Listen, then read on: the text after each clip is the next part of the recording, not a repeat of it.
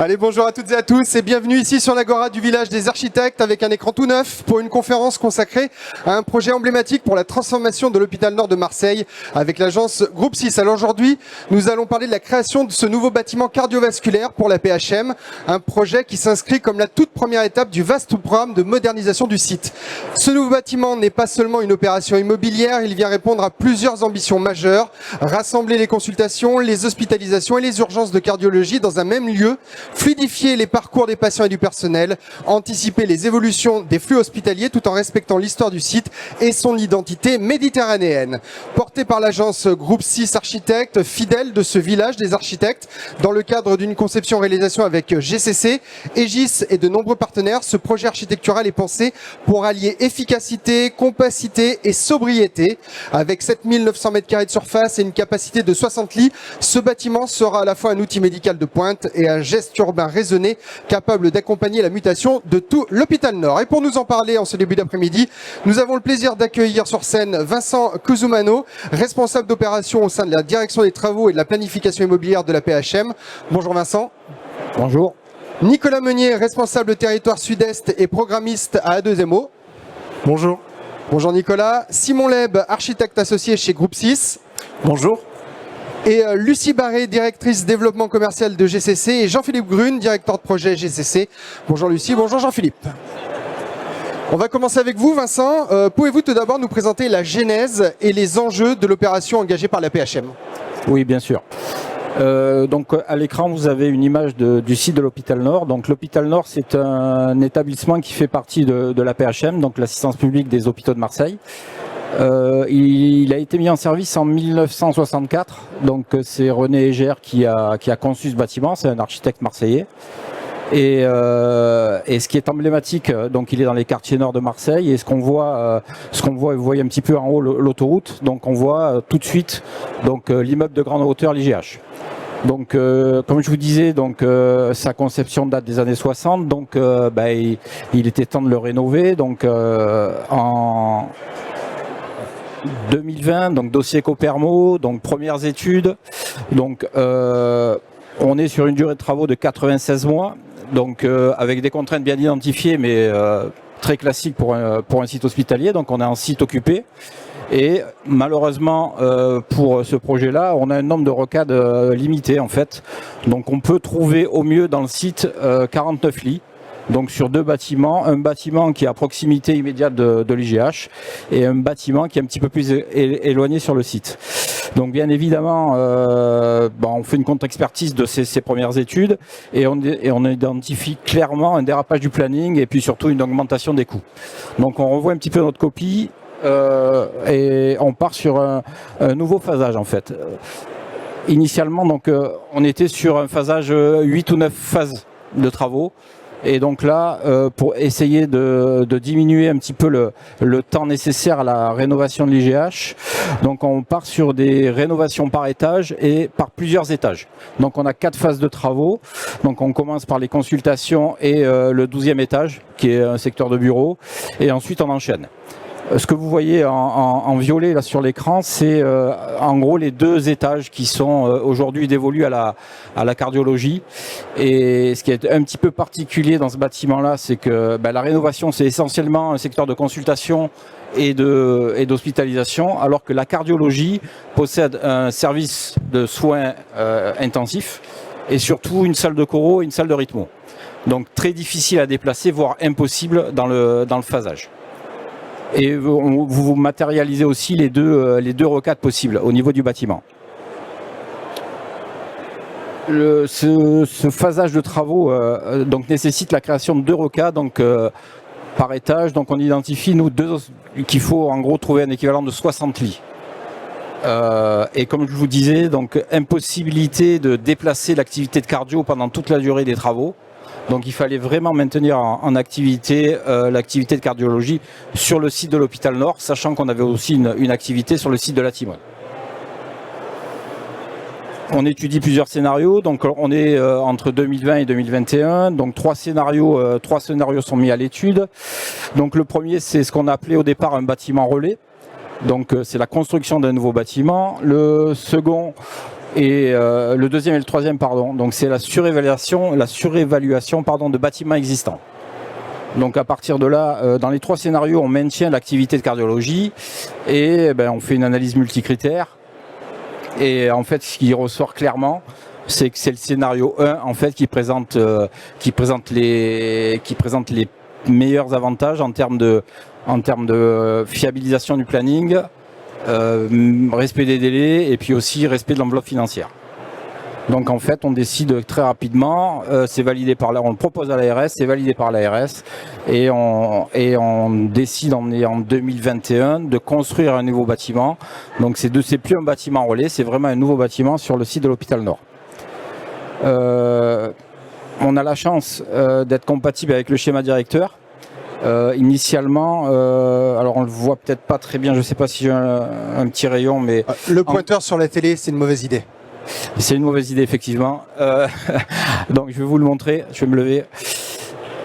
Donc, en fait, l'IGH est ici, à ce niveau-là. Et on a le bâtiment étoile. Et en fait, le nouveau bâtiment sera ici. On avait déjà identifié que ce serait un bâtiment d'hospitalisation. Donc, on est totalement en raccord avec le schéma directeur de site. Hop, ça marche plus. Donc au final, Cap 2030, c'est le nom du projet, vous connaissez peut-être, hein, pardon.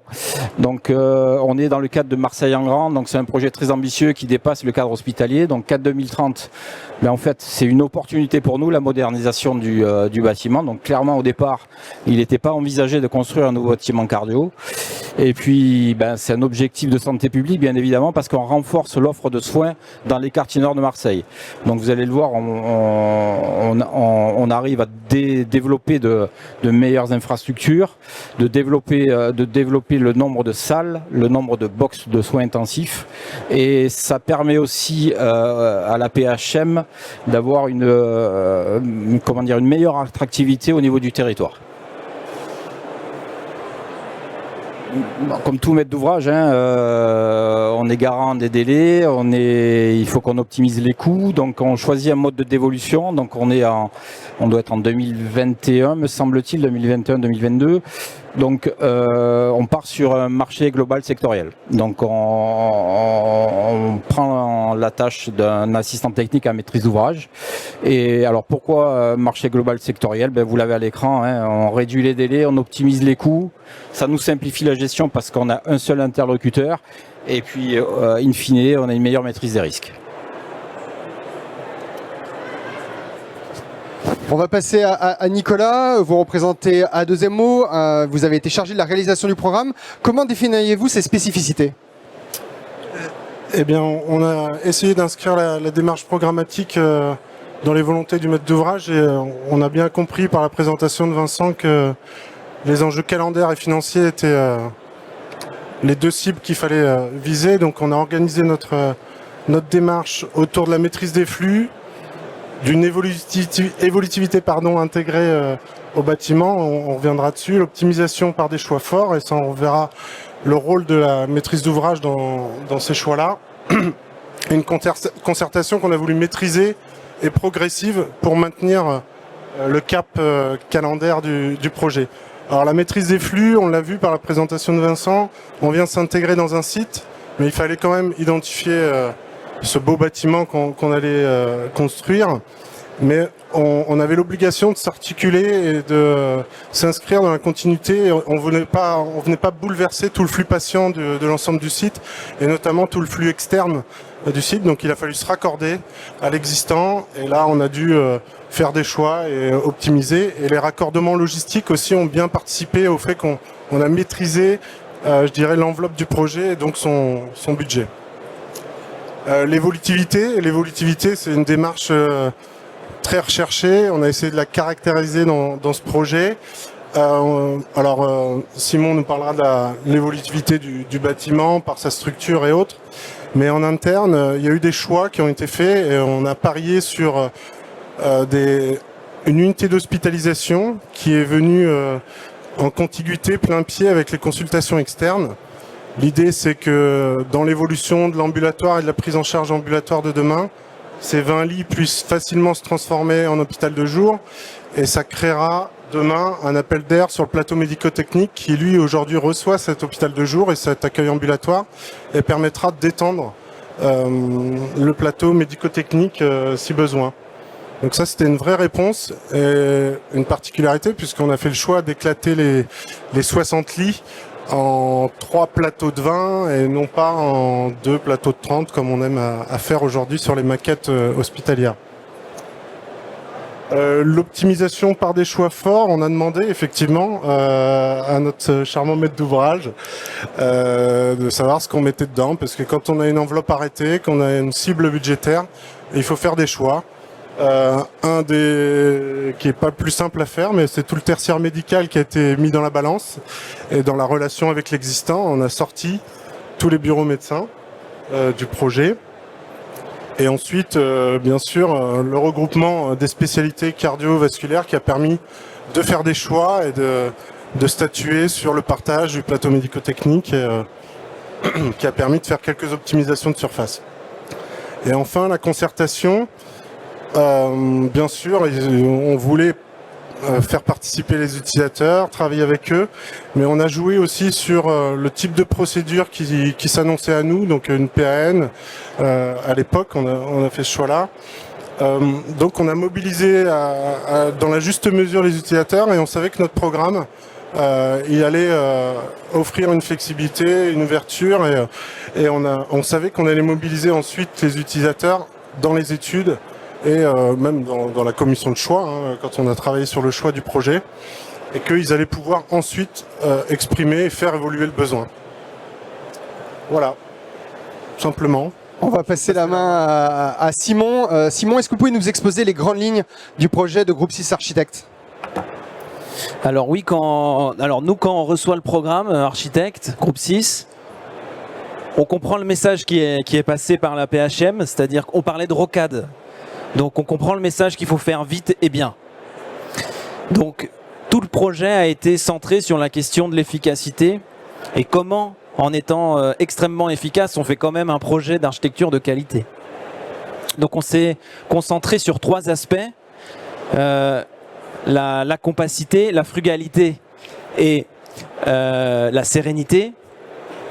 La compacité d'abord, on est sur un terrain qui est un grand parking aujourd'hui, mais dans lequel on doit créer 2 secteurs de soins intensifs avec 16 lits et un secteur interventionnel avec 4 salles de bloc au rez-de-chaussée pour une prise en charge très efficace du patient qui arrive en flux urgent. Et on a articulé tout le projet autour d'un noyau central qui distribue 2 ailes.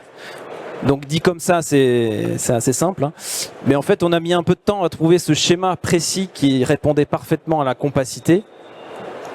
Et en fait, on diminue le nombre de mètres carrés considérablement par rapport aux premiers essais qu'on avait faits, qui étaient plus généreux et aussi plus chers. Donc là, il y a un vrai gain, et en plus on passe sur des ailes qui se distribuent avec 2 couloirs, ce qui change tout pour le soignant, puisqu'aujourd'hui toutes les équipes médicales qui travaillent dans la barre de René Hégère travaillent sur un seul couloir qui distribue des locaux de part et d'autre, et avec de vraies difficultés de gestion des flux, notamment logistiques. Donc là on change tout. Et puis la frugalité, ça a été une vraie thématique. Alors la frugalité, en fait, ce qu'on veut dire par là, c'est tout simplement comment avec peu, on fait quelque chose de bien, même peut-être quelque chose de mieux. Et donc on le voit, déjà la frugalité, elle commence par le système constructif. C'est un système béton, poutre, dont nous parlera GCC tout à l'heure. Mais en fait, on assume une forme de répétitivité qui nous permet justement de gérer la capacité d'évolution des plateaux du projet, puisque dès le départ, on savait qu'il y avait tout un secteur de consultation qui allait complètement évoluer. Et puis la frugalité aussi, on se sert de ce qu'on a. Et donc en utilisant le béton, on le met en valeur. On est à Marseille, c'est le climat méditerranéen. Donc on utilise le béton pour amener de la fraîcheur et on utilise l'inertie du béton. Et notamment dans les chambres, on a fait le choix de ne pas mettre de faux plafond du tout. Alors on gère l'acoustique d'une manière un peu différente, mais on utilise cette absence de faux plafond pour amener de la fraîcheur à l'intérieur des locaux.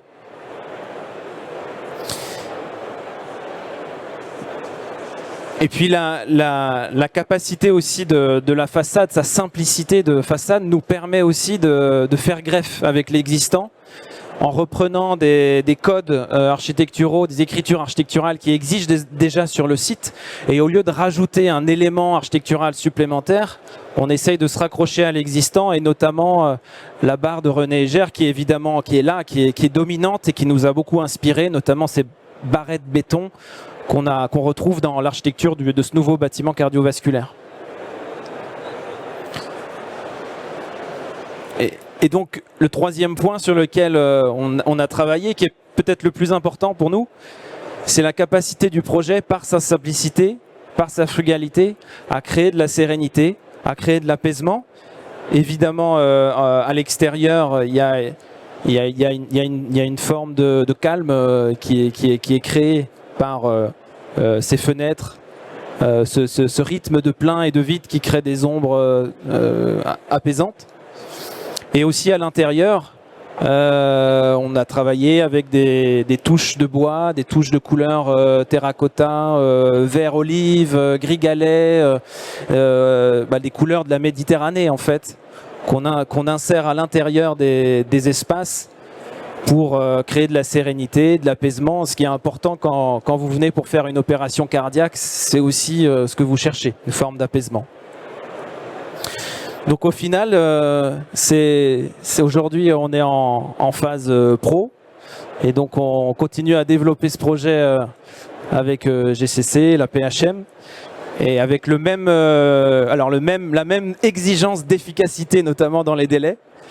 Mais je crois qu'on fait quand même un très bon travail dans ce rythme efficace. Alors Simon, tu as évoqué GCC, nous avons Jean-Philippe et Lucie.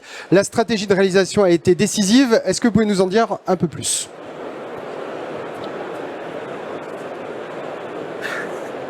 Alors au niveau de la stratégie, on a commencé par faire un exercice qui paraît assez simple et assez basique, mais on a essayé de s'axer à la lecture du programme sur 4 grandes idées qui nous ont permis d'organiser en fait notre réflexion tout au long du projet avec le groupement.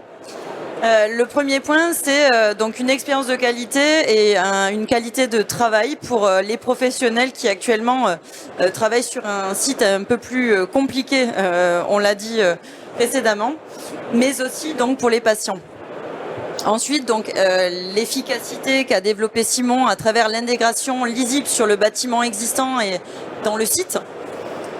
La compacité également dont on a parlé. Et enfin, et ça c'était notre travail de constructeur et de mandataire, un coût bien évidemment maîtrisé pour rentrer dans l'enveloppe du maître d'ouvrage et un calendrier qui puisse être attractif. Donc la première chose pour pouvoir mettre en place ces 4 idées, c'est de réunir les différents hommes et femmes qui permettent de réaliser ce travail et de le mener à bien. Donc chez GCC, on a décidé de s'associer avec Groupe 6, avec qui on avait une expérience très réussie en site occupé, avec une garantie de fonctionnement donc sur l'hôpital d'Aix. Et c'est très important en fait en marché global de pouvoir compter sur une équipe qui sait travailler ensemble et pouvoir présenter un projet au maître d'ouvrage avec une équipe qui sait travailler et qui s'entend bien. Donc ça a été notre stratégie. Bien évidemment, tous les acteurs qu'on a réunis sont des acteurs habitués de l'hospitalier. Le petit plus qu'on a ajouté sur ce projet, c'était pour les flux. Nous avons fait appel au cabinet Adopal qui a réalisé une étude dynamique de flux. Les flux déjà présents sur site et les flux futurs du bâtiment. Un gros enjeu dont va vous parler Jean-Philippe, c'était évidemment donc le maintien du site en activité et on a rencontré quelques difficultés sur site mais qu'on a essayé de mener à bien. Oui, exactement, Lucie. On vient de parler des enjeux majeurs de la PHM qui étaient le calendrier, le budget. Mais nous, GCC, s'il a fallu vérifier à chaque étape avec le groupe 6 en partenariat, ça a été de vérifier la faisabilité de ce projet, tant en temps que en contrainte. Parce que, comme tu l'as dit, Lucie, l'hôpital tout autour doit fonctionner. Alors, comme vous l'avez vu sur les Perses, on a l'impression qu'on est en périphérie du site et qu'on va pouvoir construire beaucoup plus facilement, mais malheureusement, c'est pas le cas, puisqu'on est à la croisée des chemins. Notre projet est bordé à l'est, sur la partie gauche du plan, par la voie logistique et les entrées-sorties du personnel. Sur la partie de droite, à l'ouest, on a le SAMU, le flux de la chambre mortuaire et surtout la façade accessible du bâtiment qu'on va construire à moins de 12 mètres. On a au nord tout le plateau technique, donc sur le haut du bâtiment, tout le plateau technique avec en voisin très proche la plateforme des fluides médicaux, donc assurer la logistique.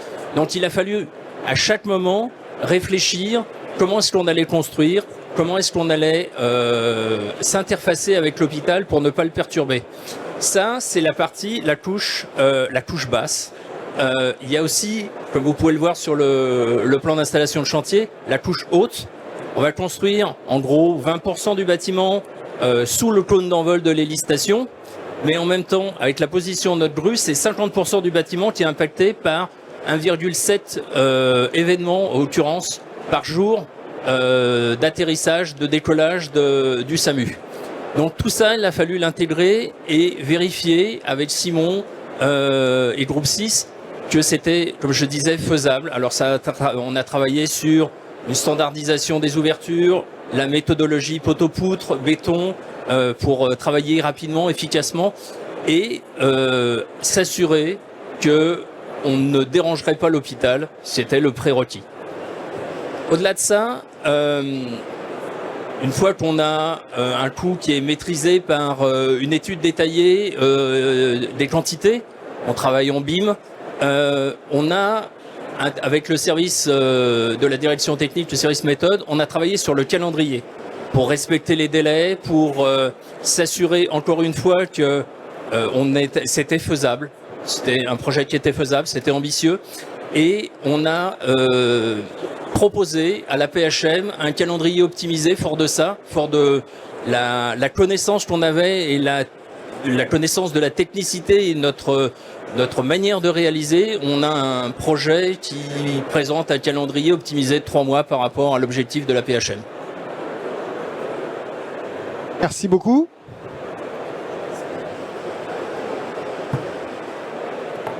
Alors on va peut-être... Il y a une vidéo ?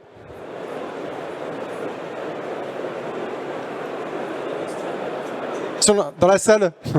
Est-ce que déjà il y a des questions dans la salle ? Je sais que vous êtes tous timides. Dès que ça va se terminer, vous allez vous lever, vous allez venir vers eux. Alors moi j'en ai une, vous avez mené des consultations avec des utilisateurs. Quelles sont les vertus de cette participation ? Qui veut répondre ? Vincent ? Alors les vertus, elles sont essentielles, c'est faire adhérer les utilisateurs au projet. Donc en fait, ils sont associés depuis la phase de programme avec A2MO. Donc et on met vraiment un point d'honneur à les faire participer. Donc ils ont participé aussi à l'analyse des projets en phase d'offre initiale, en phase d'offre finale. Et depuis qu'on a choisi GCC et Groupe 6, donc ils font partie intégrante en fait des études, puisqu'on a des groupes utilisateurs réguliers et ils expriment leurs besoins. Alors c'est très cadré. En gros, on ne remet pas en cause le programme, on ne remet pas en cause le projet médical, on ne va pas écarter les murs, mais par contre, on les laisse libres de s'exprimer et ensuite, on essaye de faire évoluer dans le bon sens la proposition du groupement. Simon, tu veux rajouter quelque chose ? pour nous, c'est toujours un moment précieux d'avoir un rendez-vous avec les utilisateurs, parce que c'est le moment où on fait le projet, on fait vraiment le projet avec eux. Et c'est aussi des moments où on fait face à de la contradiction, puisqu'on ne peut pas tout avoir, on ne peut pas tout faire. Donc il y a des choix qui ont été faits et qui ont été plutôt bien faits. Et puis la PHM nous a demandé, alors c'est pas une première, mais c'était intéressant de faire appel à la VR, à la virtualité, Réalité virtuelle. la réalité virtuelle avec le casque, pour que les utilisateurs puissent vraiment prendre conscience de certains des espaces et faire les remarques nécessaires. Lucie, par rapport à... Ouais, je rebondis sur ce qu'a dit Vincent et je lui en faisais part tout à l'heure. C'est très important que cette co-conception, elle soit bien encadrée par la maîtrise d'ouvrage, et ça a été le cas ici, puisque il y a des limites qui ont été posées très claires envers les utilisateurs, ce qui a permis des réunions fluides au moment où nous on les a rencontrés, et ça a créé une vraie qualité des échanges dans la co-conception. Voilà, on a beaucoup apprécié. Tout à fait, il y a une vraie dynamique aujourd'hui. Donc si on regarde le projet de modernisation du site, en fait, le service de cardiologie est le grand gagnant en fait du projet de modernisation. Il va déménager qu'une fois, il aura un nouveau bâtiment avec beaucoup plus de moyens. Donc c'est effectivement les grands gagnants. Donc ils ont petit à petit vraiment adhéré au projet et ils sont aujourd'hui très très présents en fait, et ils répondent très rapidement en fait à nos nombreuses sollicitations, puisque on a commencé la PD en novembre, on est en pro aujourd'hui, on va finir le pro en juillet, donc l'essentiel sera fait et on les mobilise à chaque étape en fait. Et alors côté maîtrise d'ouvrage, on les rencontre en avance de phase, et ensuite une fois qu'on a un petit peu cadré un petit peu l'ensemble des demandes, on fait des groupes utilisateurs avec le groupement, où vraiment c'est un échange utilisateur, architecte et entreprise mandataire. On va changer de sujet en matière environnementale. Comment il s'inscrit justement ce projet dans cette démarche environnementale? Je crois qu'il n'y avait pas eu de labellisation envisagée, hein. Non, il n'y a eu aucune labellisation envisagée. Alors c'est pas le projet le plus environnemental évidemment, parce que c'est un projet justement qui se veut efficace. On revient toujours au même point. Mais pour autant, on a essayé avec ce qu'on avait d'amener de la vertu environnementale. Alors, je vais prendre un peu le contre-pied. Le projet est développé en structure béton, mais à Marseille, ça a du sens. Puisque c'est cette structure béton qui nous permet d'amener un maximum de fraîcheur gratuite à l'intérieur des locaux. On parlait aussi tout à l'heure, on parlait d'utiliser le moins de matière que possible. Ça aussi, c'est le moins de carbone que possible. Et donc c'est ce qu'on a fait, notamment ce travail-là avec les faux plafonds. Et puis il y a aussi tout l'aspect lumière naturelle qu'on a travaillé avec Milieu Studio dans notre groupement, puisqu'il y avait un vrai enjeu, une vraie demande des soignants. Alors il y a peu de bureaux, mais il y en a quand même quelques-uns, et dans les bureaux, on nous a demandé des vrais critères d'amener de la lumière naturelle, puisque je crois qu'il y avait eu des frustrations sur les projets précédents où les architectes avaient promis de la lumière. Et il n'y en avait pas autant qu'on l'aurait voulu. Donc là, on a été très attendu et on a dû amener une lumière naturelle avec des chiffres objectifs. Et c'est les sujets sur lesquels on a travaillé sur le plan environnemental. Lucie ou Jean-Philippe, le point de... Non, mais juste pour compléter le propos de Simon, on fait de l'écologie un peu comme certains font de la prose sans le savoir, c'est-à-dire que la meilleure manière d'en faire, c'est de ne pas consommer la ressource. Donc comme tu l'as dit, c'est la compacité, c'est le pot-au-poutre, c'est des techniques éprouvées, c'est la standardisation, c'est la répétitivité. Voilà, donc tout ça fait que on a, comme je disais tout à l'heure, l'approche par la maquette numérique. On a les calpinages des plafonds. Enfin, tout est pensé pour utiliser le moins de ressources possible. Alors certes, on n'est pas labellisé, mais il devrait y avoir un label économe. Voilà, une idée à lancer. Nicolas ?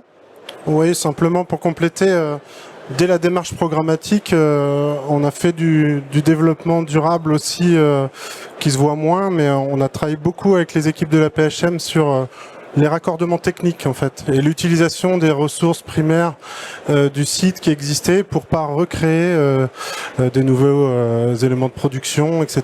Et ça, c'est des choses qui se voient pas, mais qui en fait participent vraiment à la durabilité du projet.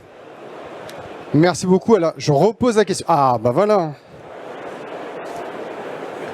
Vous voyez, il y a des gens pas timides. Vous êtes passé assez rapidement sur le montage de l'opération. On parle de marché global sectoriel, sectorisé. Marché global sectoriel, oui. Sectoriel, voilà. Est-ce que vous pouvez expliquer ces avantages, ces spécificités en quelques mots? Parce que personnellement, je connais pas. Alors, marché global sectoriel, c'est très simple. En fait, c'est le groupement qui embarque la maîtrise d'œuvre. Donc, on n'est plus en loi MOP. Donc, où c'est la maîtrise d'ouvrage qui pilote directement la maîtrise d'œuvre. Là, c'est le groupement qui embarque la maîtrise d'œuvre. Et comme je le disais tout à l'heure, donc on se retrouve avec un seul interlocuteur, donc le mandataire du groupement, et ses co-traitants. Donc du coup, pour nous, on maîtrise les délais, puisqu'on va fixer une enveloppe financière, on va fixer un planning.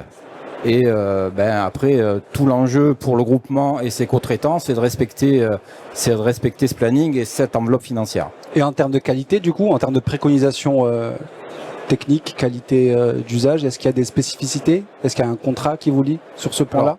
Comme dans tout programme, que ce soit MGS ou loi MOP, on a un programme. Et nous, on veille à ce qu'on soit conforme aux exigences du programme. Après, il y a des discussions qui s'engagent évidemment au fur et à mesure des études, mais on est dicté par effectivement la conformité au programme. D'autres questions? Oui. Ça déroule. Oui, vous avez parlé de l'absence de faux plafonds. Pardon. Vous avez parlé de l'absence de faux plafonds dans les chambres. Du coup, et d'autres moyens de gérer l'acoustique sans ce faux plafond. Est-ce que vous pouvez nous en dire plus? Et comment vous gérez les problématiques d'hygiène sans faux plafond, l'intégration des équipements techniques? Voilà, un peu comment vous avez réussi à vous passer de faux plafonds dans les chambres? Oui, la question est très bonne. Alors, il y a une partie de la chambre qui intègre un faux plafond. Mais cette partie-là est très limitée. Elle est limitée à l'alcôve de la chambre, entre l'entrée et la salle de bain, et une bande périphérique qu'on a intégrée avec le placard de la chambre. Ce qui fait qu'il y a un élément qui est beaucoup plus hôtelier, alors qu'on ne voit pas dans les perspectives parce qu'elle est plutôt derrière nous quand on rentre dans la chambre. Et ça suffit pour gérer l'acoustique de la chambre. Et après, sur les aspects hygiène, alors c'est sûr que ça impose des contraintes, et notamment celle de limiter les éléments en saillie, d'intégrer dans les dalles, donc c'est un travail qu'on fait technique en ce moment, d'intégrer dans les dalles les éléments de rail de faux plafond. Mais ça se gère. Jean-Philippe? Oui, pour répondre à la question, on est dans le groupement, on a un acousticien, c'est IGTech, et on a lancé dès le départ les calculs pour vérifier le pourcentage de surface absorbante qu'il fallait dans la chambre par rapport à cet effet un peu cathédral que peut représenter une hauteur de 3,50 m à peu près. Donc tout ça, c'est, comme l'a dit Simon, la partie entrée qui est un peu traitée en hôtelier, qui cache un peu la technique et qui permet d'avoir un faux plafond absorbant. Et après, on a les éléments muraux en tête de lit qui eux aussi participent à l'acoustique. Et on retrouve cette surface absorbante sur les éléments muraux. D'autres questions? Dans la fosse debout? Je peux venir vers vous aussi. Bon, on va laisser le mot de la fin à Vincent, au maître d'ouvrage, au maître. Oui, écoutez, on est. Que souhaitez? Le projet, encore une fois, ainsi, vous aviez pas des éléments de date, mais ce qu'il faut avoir en tête, c'est que entre 2020 et 2025, 2020, le bâtiment n'était absolument pas prévu. Et en 2025, on a décidé de construire un nouveau bâtiment et on a déposé le permis depuis 2 mois. Donc dans le domaine hospitalier, c'est quand même pas si courant en fait, entre la prise de décision et la réalisation. Donc ça, c'est vraiment une des particularités du programme. Et puis à titre personnel, pour le moment, tout va bien. Moi, je suis très content du travail qu'on peut faire ensemble. Je pense qu'on a une vraie relation de partenaire aujourd'hui. Hein. Donc, alors en particulier avec A2MO qui est côté maîtrise d'ouvrage. Mais l'équipe d'A2MO, elle est particulièrement efficace et elle me rend beaucoup de services. Et puis, depuis quelques mois, on arrive à construire des bonnes relations. En fait, on a des échanges directs. Je pense que ça a été le maître mot au départ. On s'est dit, il faut se dire les choses. Il y aura des problèmes. Il faudra qu'on les gère. Et aujourd'hui, c'est ce qui se passe. Merci beaucoup. On peut applaudir nos intervenants que vous pourrez retrouver évidemment sur leur stand respectif et sur le stand de Groupe 6 qui est à votre extrême droite, à l'angle, en face de chez Tarkett. Merci beaucoup à toutes et à tous. Nous poursuivons notre programme sur l'Agora du village des architectes avec la prochaine conférence à 15h15 consacrée à la création d'un pôle gérontologique de grande capacité alliant qualité de vie et de travail dans un délai et un budget maîtrisé avec Carit et l'agence Chaban. Merci encore pour votre attention. Très bon début d'après-midi à tous. Oh ben de rien.